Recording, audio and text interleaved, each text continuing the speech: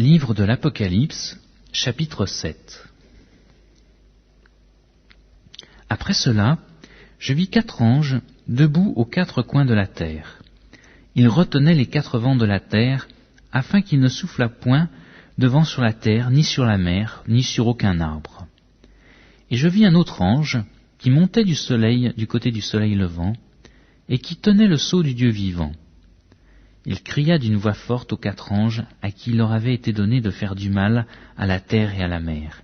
Et il dit, « Ne faites point de mal à la terre, ni à la mer, ni aux arbres, jusqu'à ce que nous ayons marqué du sceau le front des serviteurs de notre Dieu. » Et j'entendis le nombre de ceux qui avaient été marqués du sceau, 144 000 de toutes les tribus des fils d'Israël.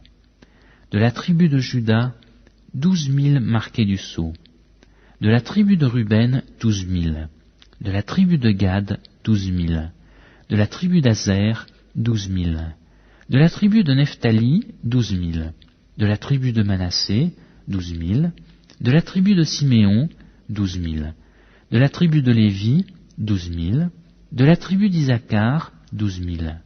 De la tribu de Zabulon, 12 000. De la tribu de Joseph, 12 000. De la tribu de Benjamin, 12 000, marqués du sceau.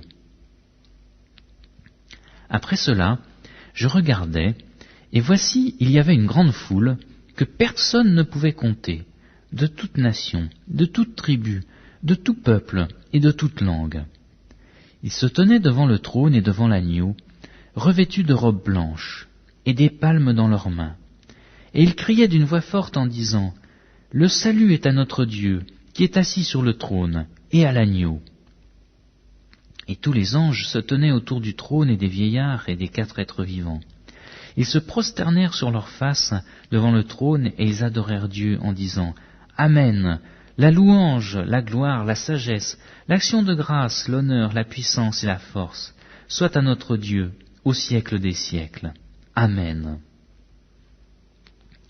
Et l'un des vieillards prit la parole et me dit « Ceux qui sont revêtus de robes blanches, qui sont-ils, et d'où sont-ils venus ?»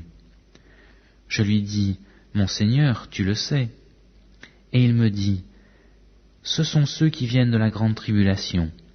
Ils ont lavé leurs robes, et ils les ont blanchies dans le sang de l'agneau. C'est pour cela qu'ils sont devant le trône de Dieu, et le servent jour et nuit dans son temple. Celui qui est assis sur le trône dressera sa tente sur eux. Ils n'auront plus faim, ils n'auront plus soif, et le soleil ne les frappera point, ni aucune chaleur. Car l'agneau qui est au milieu du trône les paîtra et les conduira aux sources des eaux de la vie, et Dieu essuiera toute larme de leurs yeux.